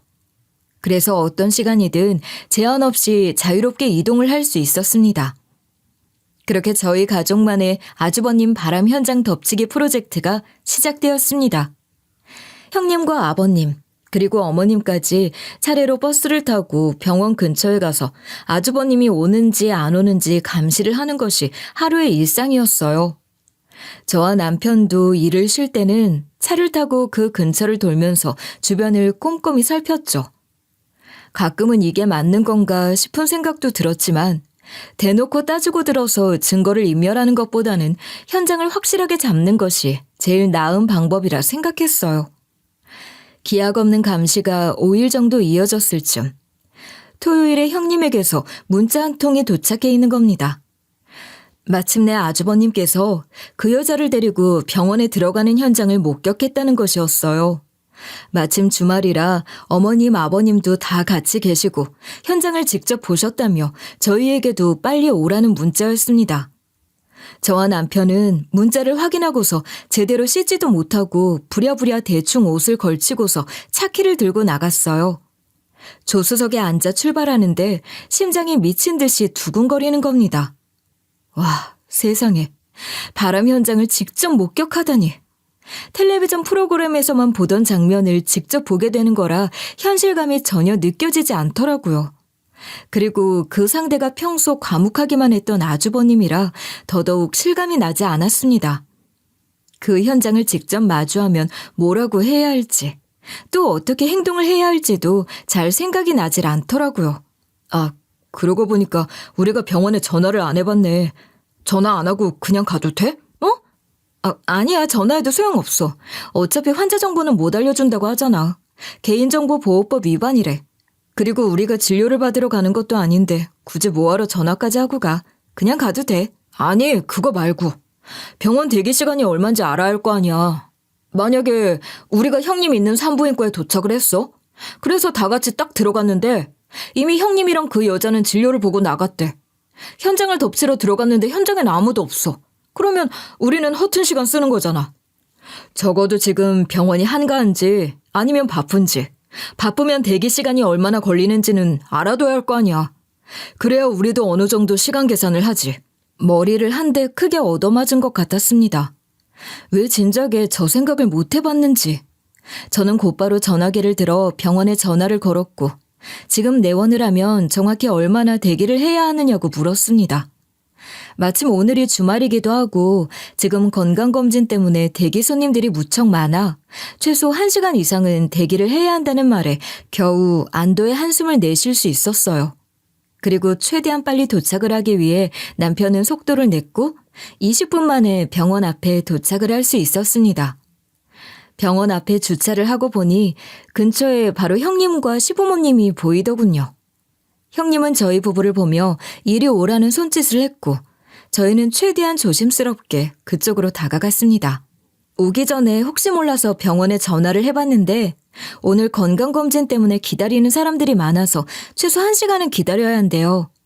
아주버님 나오시는 거 못 보셨죠, 다들? 우리가 아까부터 여기서 눈 하나 안 깜빡거리고 지켜보고 있었는데 아직 나오지 않았어. 우리 식구 다 모였으니까 어서 병원 안으로 들어가자. 저는 심호흡을 한번 크게 내쉰 다음 형님과 시부모님을 따라 병원 건물 안으로 들어갔습니다. 병원은 12층에 있었고 엘리베이터를 타고 올라가는 동안에도 누구 하나 숨소리 내는 사람이 없었어요. 그만큼 다들 현장을 덮칠 생각에 긴장을 하고 있는 것 같았습니다. 저는 이 순간 제일 힘든 사람이 형님일 거라 생각했는데 생각 외로 형님은 담담한 표정을 짓고 계셨어요. 그렇게 12층에 도착하고 문이 열리자 수많은 손님들이 눈에 들어왔습니다.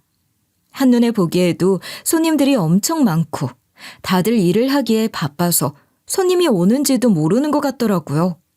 그래서 저희는 바쁜 틈을 타 그 속에 있을 아주버님을 눈으로 찾기 시작했습니다. 그리고 저기 안쪽 소파에 앉아있는 아주버님과 옆에 앉아있는 젊은 여자를 발견할 수 있었어요. 그 모습을 발견한 순간 그렇게 평온해 보이던 형님은 완전히 다른 사람이 되어 아주버님에게 달려들었습니다. 손님이 많은 건 전혀 개의치 않고 달려가 아주버님의 머리채를 잡아당기며 미친 듯이 소리를 지르셨어요. 어머님과 아버님은 그 모습을 말리지도 않으시고 지켜보기만 하셨습니다. 마치 넌 당해도 싸다라는 느낌이었어요. 정신없이 빠르게 돌아가던 병원은 저희의 등장과 난리로 인해 완전히 아수라장이 되었습니다. 당신이 날 두고 어떻게 이럴 수가 있어? 어떻게? 그리고 세상에 어린애랑 연애를 하고 싶었으면 말을 하지 그랬어. 이렇게 몰래 하지 말고 그냥 나한테 이혼을 하자고 하지 그랬냐고. 그러면 내가 군말 없이 헤어져 줬을 텐데 이게 뭐야? 그 나이 먹고 그러고 살고 싶든 이 인간아? 잠깐만 여보, 진정 좀 하고 말해봐. 그게 다 무슨 말이야? 어린애랑 연애를 하고 싶었다니. 그리고 어머님 아버님 재수 씨까지 여기 어쩐 일이에요? 대체 여기는 어떻게 알고 찾아온 거예요? 죄송해요 아주버님. 얼마 전에 제가 외근 나오는 길에 아주버님께서 이 여자분 손잡고 산부인과 안으로 들어가는 모습을 봤어요. 무려 3번이나요. 저 혼자만 알고 있기는 좀 그래서 식구들한테 다 이야기했고 5일 동안 식구들끼리 돌아가면서 아주버님 미행하고 있었어요. 그런데 직접 보게 되니까 많이 실망이에요. 어떻게 형님을 두고... 잠깐만. 다들 무슨 이야기를 하는지 모르겠는데 우선은 내 이야기도 좀 들어줘야 할 것 같아. 나도 할 말이 있어. 그 전에... 오늘은 혼자 진료를 받아야 할 것 같은데 혼자 할 수 있지? 옆에 앉아있던 여자는 아무 말 없이 고개를 끄덕이며 상기되었고 아주버님은 화가 단단히 난 식구들을 데리고 병원을 나섰습니다. 앞에 앉아 저희를 구경하고 있던 환자분들과 직원분들에게 소란을 피워 죄송하다는 말도 잊지 않은 채로 말이죠. 그렇게 다 같이 엘리베이터를 타고 내려가는데 형님은 이미 얼굴이 새빨개진 채 화가 잔뜩 나 계셨습니다. 건드리면 펑 터져버릴 것 같았어요. 그렇게 2분 정도를 말없이 걷던 저희는 병원 근처에 있는 작은 커피숍 안으로 들어왔습니다. 간단하게 따뜻한 음료들을 시킨 다음에 마주 앉았는데 서로 마주 앉아놓고서도 그 어떤 말들도 오가지 않았어요. 숨막히는 침묵만 흐를 뿐이었죠. 형님은 눈물까지 그렁그렁 매달고 아주버님을 눈이 빠지게 노려보고 계셨습니다. 아주버님, 입만 꾹 닫고 계시지 말고 무슨 말이라도 좀 해보세요. 이게 상식적으로 맞는 행동이라고 생각하세요? 형님이랑 재혼하신 지 이제 6개월 됐어요. 1년도 안 됐는데 어떻게 다른 여자랑 산부인과를... 게다가 또래 여자도 아니고 한참 어려 보이는 여자애랑 그렇고 그런 관계를 가지실 수 있는지 전 솔직히 아주버님께 정말 많이 실망했네요.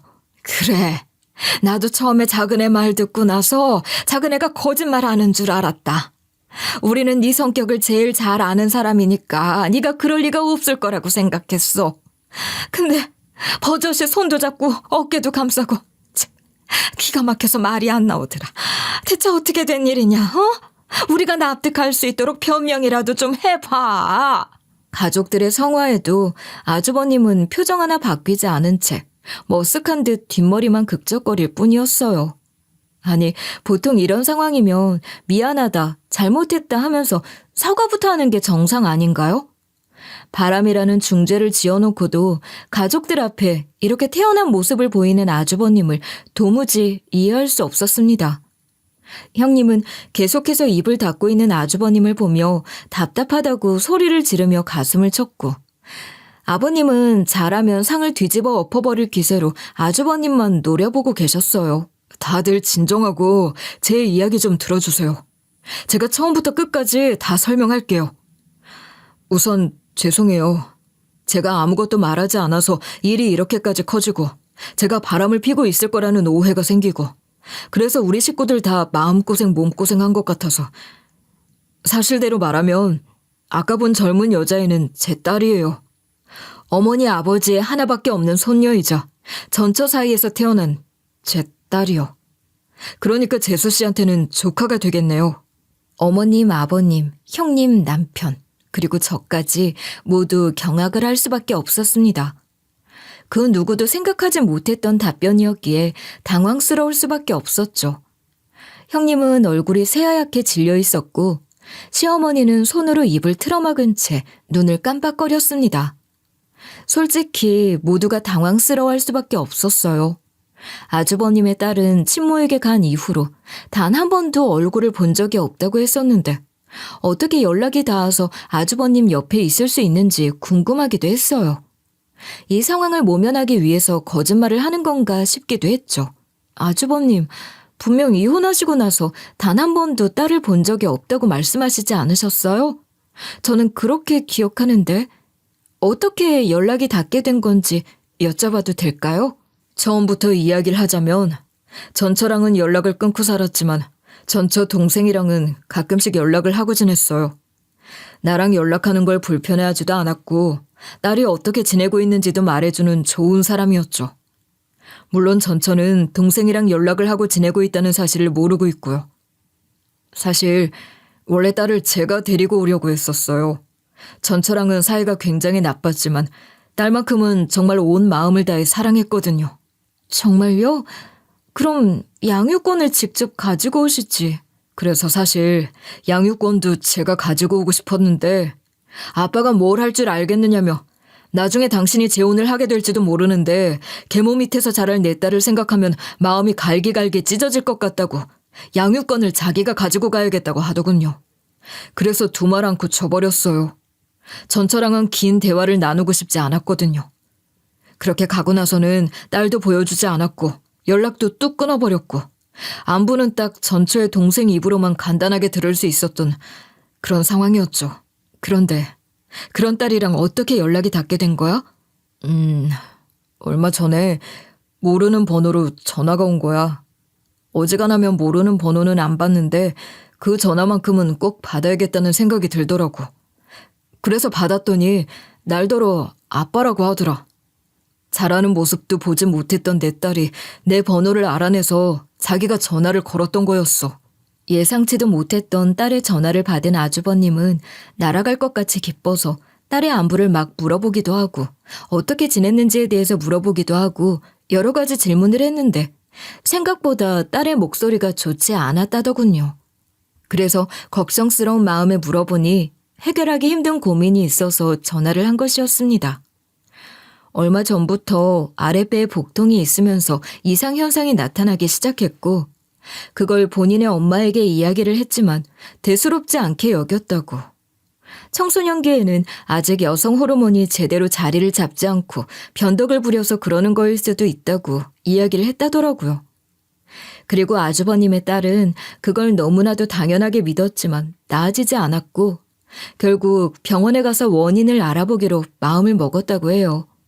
그런데 외삼촌은 아무래도 말을 꺼내기가 조금 껄끄럽고 그렇다고 학교 담임 선생님께 이야기를 꺼내자니 조금은 민망하고 친엄마는 같이 동행하지 않을 것이 불보듯 뻔했기에 결국 외삼촌에게 아주버님의 전화번호를 물어 연락을 하게 된 것이라는 말에 깜짝 놀랄 수밖에 없었습니다. 얼마나 큰 용기를 내서 전화를 걸었을지, 그 전화를 걸면서 어떤 생각을 했을지 상상조차 되지 않아서 마음이 아팠어요. 우리 딸내미가 그러더라. 외삼촌은 항상 자기한테 아빠는 좋은 사람이라고 했다고. 널 버리고 떠난 게 아니라 어쩔 수 없었던 거라고. 그래서 큰맘 먹고 나한테 연락을 한 거래. 그 말을 듣는데 어찌나 그렇게 눈물이 나던지. 그리고 나서 나한테 부탁하더라. 병원에 가보고 싶은데 보호자가 필요하다고. 자기랑 동행을 해줄 수 있겠느냐고. 난 당연히 고민할 것도 없이 알겠다고 했지. 내 딸이 아프다는데 당연히 같이 가줘야지 싶어서. 그럼 차라리 나한테라도 귀뜸을 좀 해주지 그랬어. 왜 말도 안 하고 혼자서 그걸 다 해결하려고 해. 그러니까 이런 오해가 생기는 거잖아. 미안해 여보. 솔직히 나도 보호자로서 같이 가주겠다고는 했지만 나 스스로 감당이 안 될까 봐 겁이 났어. 오랜 시간 연락이 끊기고 얼굴도 보지 못했던 딸내미한테 내가 뭘 해줄 수 있을까 고민이 되더라고. 그리고 솔직히 내가 좋은 아빠라고 할 수 있을까 싶었어. 전처랑 헤어지고 나서 한 번도 찾아보려는 노력조차 하지 않았잖아. 근데 이제 와서 무슨 자격으로 아버지 노릇을 한단 말인가. 스스로 계속 생각이 들면서 가족들한테 쓸데없는 걱정 같은 거 안겨주고 싶지도 않아서 그냥 혼자 해결하려고 한 건데 이렇게 될 줄 몰랐어. 저는 새삼 아주버님이 대단하게 느껴졌습니다. 솔직히 아무리 사랑하는 딸이라고 하더라도 10년이 넘는 세월 동안 얼굴도 못 본 채 떨어져 있었는데 딸의 부탁을 고민도 안 하고 수락했다는 것이, 그리고 가족들에게 괜한 걱정을 끼치고 싶지 않아서 이 일을 알리지 않았다는 것도 책임감 있게 느껴지더군요. 그렇게 오해의 실타리는 서서히 풀려가고 있었고 시부모님도 더 이상 말씀을 얹지 않으셨습니다. 아니, 되려 잘했다고 해주셨어요. 그건 남편도 마찬가지였죠. 다만 형님만 무거운 표정을 짓고 계셨어요. 아무래도 남편의 일이었고 또 가족들 간에 이런 오해를 만든 데다가 전처 사이에서 태어난 딸과 관련된 일이니 현재 아내의 입장으로서는 기분이 썩 유쾌하진 않은 것 같았죠. 제가 형님의 입장이었어도 충분히 기분이 좋지 못할 것 같기는 했습니다. 남편이 바람을 피는 줄 알았는데 알고 보니 그 사람이 전 와이프 사이에서 태어난 딸이라니. 내가 모르는 비밀을 품고 살아온 것 같아 살짝 신뢰에 금이 갈 것 같기도 했어요. 당신 말을 이해하지 못하는 건 아니야. 그렇다고 해서 당신이 아이를 혼자 책임지려 했다는 건 옳은 방법이 아니었어. 가족들한테 먼저 이야기를 했어야지. 특히 나한테. 그래서 병원에선 뭐래? 문제가 있는 게 맞대. 수술을 해야 한다고 해서 며칠 뒤에 수술하러 들어가기로 했어. 애엄마가 수술하는 걸 극도로 반대해서 결국 보호자 동의서 사인도 내가 직접 해줬고.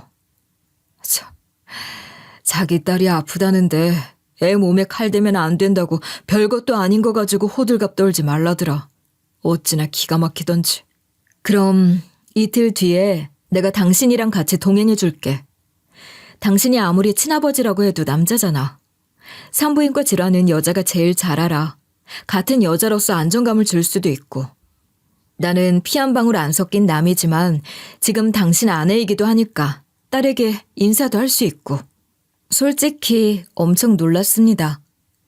솔직히 화가 나서 풀리지 않을 법한데도 저렇게 먼저 이야기를 꺼낼 수 있다는 게 신기하기도 하고 대단하게 느껴지기도 했어요.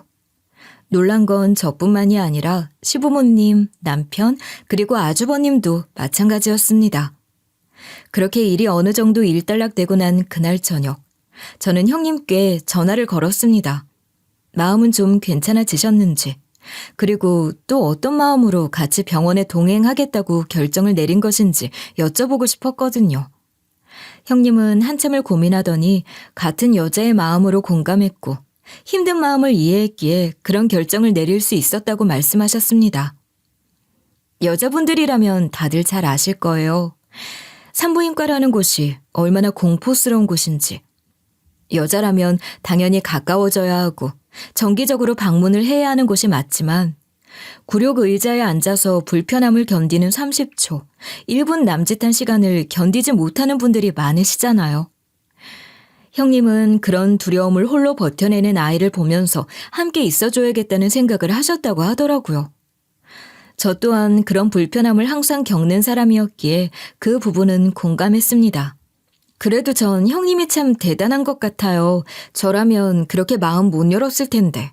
동서도 나이 먹어보면 내 말이 무슨 말인지 알게 될 거야. 아주버님이 바람을 피는 거라는 오해도 풀었고, 시부모님도 아무렇지 않게 행동하셨고, 형님도 마음을 열어주셨고, 그렇게 모든 일이 다 해결되는 듯 했는데, 며칠 후 시댁으로 갔다가 엄청난 광경을 목격하고야 말았어요. 다름 아닌 아주버님의 전처가 아주버님께 전화를 해온 것이었습니다. 고맙다고 인사를 했느냐고 생각하실 텐데 그 반대였어요. 아주 난리가 난 것이었죠. 세상에, 게다가 목소리는 또 얼마나 큰지 멀리 떨어져 있어도 소리를 지르는 게 다 들리는 거예요. 어이가 없었죠. 자기가 뭘 잘한 게 있다고 아주버님께 전화를 해서 나쁜 말을 해대는지 이해할 수가 없었습니다. 그런데 답답했던 건 험한 말 못하는 아주버님은 그저 한숨만 쉬고 있었다는 것이었어요. 마음 같아서는 전화기를 낚아채 같이 욕을 퍼부어주고 싶은 심정이었습니다. 그때였어요. 다짜고짜 전화해서 도대체 무슨 말씀을 하시는 거죠? 당신 딸은 지금 수술이 필요할 정도로 몸이 안 좋고 수술을 하려면 보호자가 필요해서 대신 서명을 하고 수술을 진행하려고 하는 건데요. 불만이 있었다면 당신이 직접 와서 사인을 해줬어야죠. 당신은 또 누구야? 보아하니까 이거 재혼을 하셨나 본데. 야, 당신 남편한테 똑바로 알아듣게 말해. 법적 보호자는 나니까 이제 와서 어줍잖게 아빠 노름할 생각하지 말고 당장 병원 전화해서 오늘 수술 취소하라고. 한 번만 더 설치면 내가 가만히 안 있겠다고 말이야. 제정신이 아니구만 이거. 당신 솔직히 말해봐요. 당신 딸 진심으로 사랑하긴 하는 거예요? 생각하는 게 같은 여자가 맞는지 의심스러울 정도네 정말. 네가 뭘 안다고 그래? 내가 얼마나 힘들게 애를 키웠는데. 당신이 10달 동안 애 품어서 출산해 봤어? 살 가려는 고통을 느껴봤냐고. 네, 당연히 힘들었겠죠. 물론 애를 낳아본 적이 없어서 그 고통이 어떤지는 잘 모르겠다만. 그런데요, 이제 18살밖에 안 된 애가 몸이 이렇게 될 동안에 당신은 뭐하고 계셨죠? 그렇게 힘들게 딸내미를 키우셨다는 분이 딸이 이 지경이 될 때까지 신경도 안 쓰고 방치를 한다? 말이 너무 앞뒤가 안 맞는 것 같은데? 그게 무슨 상관이야. 내 딸이야. 그러니까 죽이 되든 밥이 되든 챙겨도 내가 챙긴다고. 너희들은 아무 자격 없으니까 신경 끄라고. 그래요. 당신 딸 맞죠. 당신 피가 섞여 있는 호적에도 올라가 있는 당신 딸. 하지만 그 당신 딸이 혼자서 두려움에 떨면서 10년이 넘는 세월 동안 연락 한번 못 해본 친아빠를 찾아왔어요. 보호자가 되어달라면서요. 이 아이가 이렇게 될 때까지 당신은 한 번이라도 괜찮냐고 물어봐 준 적 있어요? 병원 가자 하고 말해본 적 있느냐고요? 입이 있으면 어디 한번 말해봐요. 애가 아플 때 당신은 어디 있었는지. 시끄럽던 집안은 한순간에 고요해졌습니다. 형님의 말에 전철하는 여자는 한마디도 반문하지 못한 채 깨갱하며 꼬리를 내린 것 같았어요. 하긴 형님의 말은 단 하나도 틀린 구석이 없었습니다. 당당한 엄마였다면 입을 꾹 다물고 있을 이유도 없었겠죠. 형님의 당당한 태도에 아주버님도 용기를 얻은 듯 꿀먹은 벙어리가 된 전처에게 2번 다시는 연락하지 말라고, 당신은 엄마 자격도 없다고 소리를 지르고는 전화를 끊어버리셨습니다. 가슴속에 꾹 막혀있던 덩어리 같은 것이 한 번에 시원하게 싹 내려가는 것 같더라고요. 그리고 확실히 알 수 있었습니다. 아주버님의 전처라는 사람은 아이를 제대로 돌보지도 않고 있었다는 걸. 진짜 아이를 사랑하는 엄마였다면 저렇게 전화를 해서 소리를 지를 시간에 딸 상태를 한 번 더 들여다보고 있었을 거예요. 그렇게 아주버님과 형님은 아이 수술을 위해 병원으로 향했습니다. 그리고 몇 시간 후 전화가 와서 아이 수술이 무사히 잘 끝났다는 소식도 전해주셨어요. 산부인과 수술이 간단하지 않다는 건 주변 지인들을 봐서 잘 알고 있었기에 걱정을 하고 있었는데 잘 마무리됐다는 이야기를 들으니 그나마 마음이 좀 놓이더라고요. 그날을 기점으로 많은 것들이 달라지게 됐습니다. 우선 아주버님의 딸, 제게는 조카인 그 여자애는 저희 가족의 새로운 식구가 됐어요. 분명 양육권은 친모가 가지고 있다고 했었고 또 미성년자인데 어떻게 식구가 되었는지 많이들 궁금해하실 것 같아요. 조카를 가족으로 받아들이기로 한 건 아주버님의 결정도 있었지만 무엇보다 형님의 의견이 제일 컸습니다. 수술을 끝내고 나오는데 제대로 먹지도 못해서 잔뜩 마른 몸하며 아프다고 눈물을 흘리는 것하며 어느 것 하나도 안쓰럽지 않은 것이 없었다고 하더라고요. 게다가 옷은 빨지도 않아서 김치 국물이 다 튀어있는 상태였다는 말을 듣는데 가슴속에서 천불이 끓어오르는 것 같더군요. 그걸 보고 결심을 하셨대요. 피 한 방울 섞이지 않은 이 아이를 내 자식으로 받아들이겠다고. 그런데 다들 잘 알고 계시겠지만 조카의 양육권은 전처가 가지고 있는 상황이었고 전처가 과연 양육권을 넘겨줄지에 대해서도 불투명한 상황이었어요. 그래서 우선 아주버님과 형님은 이 부분을 상담받기 위해 변호사를 찾아갔고 면밀히 상담받은 결과 뭔가 친모가 아이의 양육권을 쉽게 포기할 것 같다는 얘기를 하셨다고 하더라고요. 그런데 제가 생각해도 그럴 것 같았습니다. 본인이 엄마로서 자격이 없는 건 누구보다 잘 알고 있을 테니까요. 그리고 뒤늦게 알게 된 사실이지만 그 친모라는 사람은 아이를 제대로 돌보지 못했고 빚만 잔뜩 짊어지고 있었다고 합니다. 그뿐만이 아니었어요. 술집을 전전하며 다른 남자들도 여럿 만나고 있다고 하더군요. 그래서 툭하면 집에 늦게 들어오는 데다가 아이 교복 하나도 제대로 다릴 줄 모른다는 말에 입을 다물 수가 없었습니다. 하지만 생각했던 것보다 양육권을 쉽게 포기하지는 않았다고 해요. 되려 딸을 데리고 가려는 아주버님께 크게 화를 냈다더군요. 니들이 뭔데 이제 와서 내 딸을 데리고 가려고 하냐, 이런 식으로 말이죠. 그런데 양육권을 가지고 간 동안 육아의 의무를 제대로 이행하지도 않았을 뿐 아니라 의무적으로 시행해야 할 면접 교섭 의무도 제대로 지켜지지 않았기 때문에 양육권을 갖고 있는 것이 의미가 없다는 판결이 내려졌다고 합니다. 게다가 조카가 스스로 어머니가 아닌 아버지와 함께 지내고 싶다는 의사를 밝혔기에 보다 쉽게 양육권을 가져올 수 있었다고 하더라고요. 다시 생각해도 머리가 다 아파. 애를 제대로 케어도 못하고 그렇게 막장으로 살고 있다는 소리를 듣는데 어찌나 가슴이 확 내려앉던지. 그때 그냥 결심했지.